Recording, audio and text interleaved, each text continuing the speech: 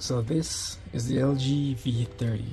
Yeah, it's a phone from 2017, and I've been dealing this in 2026 for maybe a week or two.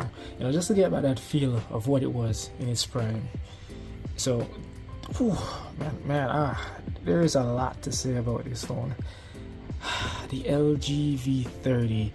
LG. Do they even make phones anymore? LG.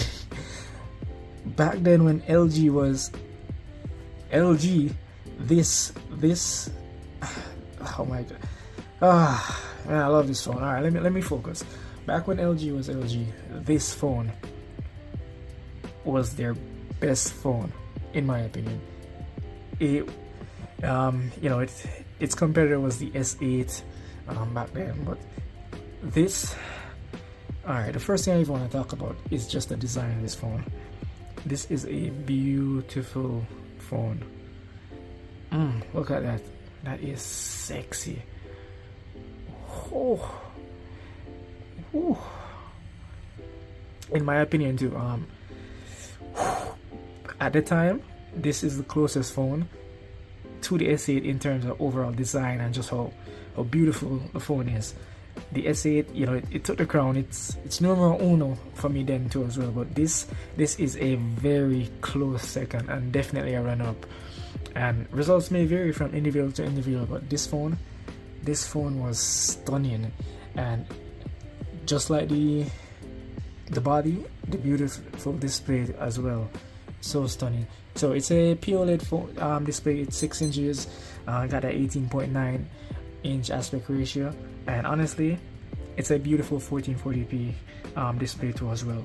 But Samsung does edge it out. It does edge it out a bit in terms of how vibrant and how beautiful the colors overall are. Let me see if I got the I do have a Note 10 on me here. Let me see if I can just get this beside it here just to give you an idea. Is it dead? No, it still got some juice. Alright, so they got the same wallpapers. Let me try to turn this brightness down a bit too, so you can see. Alright, but it's not just the brightness because it's on, but you can see in terms of just the punchiness. Bear in mind, the Note 10 is a much newer phone, well, at least compared to this. But in terms of the overall punchiness, the Samsungs were always a step ahead. But don't get me wrong, this is still beautiful. Let me just try to. This is still beautiful. Look at that. It's so close to. Well, I can see the difference, but it's pretty close in my opinion. Oh my god, I love this. All right, so next thing, it's 60 hertz. It's from 2017. So if you do decide, hey, I'm gonna get this phone, don't expect any 120 hertz, any LTPO, none of that. But if you're just watching YouTube, scrolling social media, Netflix, overall media, it's totally fine. It's you can't even ask for more. I know it has a forehead and a chin, a pretty big chin by today's standards, but once you're watching a video and you're kind of just immersed in this display, trust me, it won't even matter. And look, it comes with surprises. Look, that is a headphone jack. Does it still matter though? Yes, it does. You would be surprised how many people are only what's that word? What do they call those people? Audiophobes, whatever. Those type of people, they are still very much pleased when they see a phone that comes out with a headphone jack. I know for sure the Sony phones, they still make a lot of phones with headphone jacks, and their customer base, well, what's left of it is still very, very satisfied. So, and this also does have a hi-fi DAC too. So, high impedance headphones, so it really pushes power into those headphones, so you get that so good audio. So that's definitely something. Alright, so it has the Snapdragon 835 in it. It sounds ancient, it kinda is, but it's not even that bad. As I said, for the basic stuff, social media scrolling, and even some gaming, nothing too serious. Don't be thinking you're gonna play Genshin Impact on this at 60 FPS or nothing like this. But for more optimized games like Asphalt and Call of Duty Mobile, you have the basic stuff too, while with it works pretty fine. It works great. In fact, I'm going to be doing a gaming test on this phone, just to show you how it really holds up in this day and age. But for I just want to talk a bit more about the gaming. If you're gonna buy this phone and say, hey, this is what I can budget for right now, and I'm gonna be playing some games on it, just lower your expectations just a bit.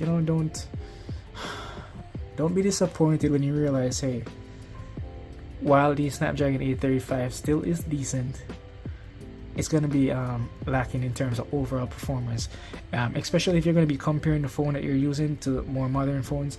Don't be getting this phone and your friend has the S24 Ultra or something and be like, oh, this is ass, or this is buttons. You know what you're getting yourself into. Bear in mind, this phone was from 2017. Alright, next thing I want to touch on is just the cameras. And LG is a pioneer when it comes on to the ultra wide lens, which this phone does have here. So it has a standard shooter as well as a ultra wide here. In terms of megapixel count, I can't remember at this moment. I'm gonna put it on the display here, but I use this I was using the camera, right? And when I first alright, let me just give you a little background. I had this phone, I bought this phone way back then, I believe it was 2018, and I got it, and yada yada, it got broken. I put it in my lot of phones to be fixed, and this was one of them. Fixed it up, booted up, and just started setting it up. And when I hopped on the camera, I was disappointed. Alright, so I don't even know if it's showing as bad as it looks to me right now, or maybe I'm just accustomed to more modern smartphone cameras. But this was pretty buns when I when I went on the camera, and so it gets the job done. Yeah, it's still better than some A series Samsung phones cameras, or some of them, in my opinion. And the thing about this too, this phone was one of those phones where, I don't know if you know Gcam, but you put Gcam on this phone. It's basically Google's camera, and it comes with Google's image processing that the Pixels would have. You put Gcam on a phone like this, so it was LG V30 plus Gcam back then, and this phone was fire. This was the shit. Trust me, you'd have a blast taking photos. You take photos just to see how crispy they'd come out. I'd often find myself taking regular photos with the standard shooter that came on the phone, as well as Gcam, just to see how big of a difference Gcam would make. And that was really fun to do back then. So yeah, the colors are alright. They're pretty natural. They're not really, they've never really been as punchy as Samsung cameras. Since however long ago this phone came out, 2017. Alright, so next important thing to talk about is the battery life on this. Bear in mind, you're getting a phone that is like 9 years old. You can't expect the greatest battery life on this phone.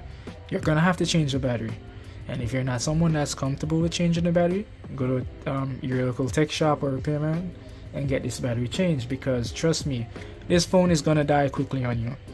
It dies quickly on me, and yeah, it's not fun, because you want to use the phone, you want to really, if you're like me, you just want to soak in all that nostalgia, but you have to have it on a charge constantly if you're really doing anything on it besides basic stuff. So that's the thing. Get a charger, get another charger, get a backup battery. What am I saying? Get a new battery for this phone, because over the years the battery has depleted in terms of performance. You need a new battery. Just putting that out there. If you really want to enjoy using this phone, or to get the proper LG V30 experience, a good battery is crucial.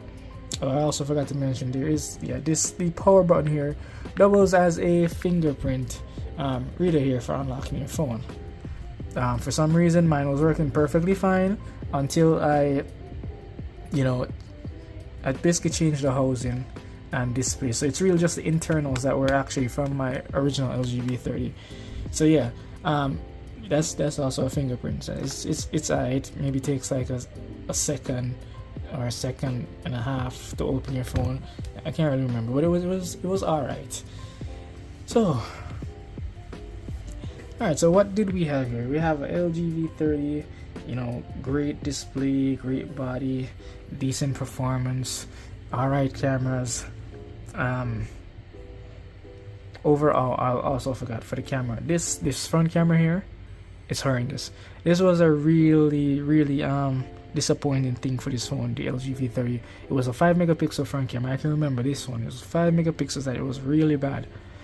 They made improvements when they made the V35 that came with a 8 megapixel front facing shooter. If you were to take a selfie on this phone right now, matter of fact, let me just take a selfie just to show you how bad this was. I'm gonna turn to a light source. Just flip this camera.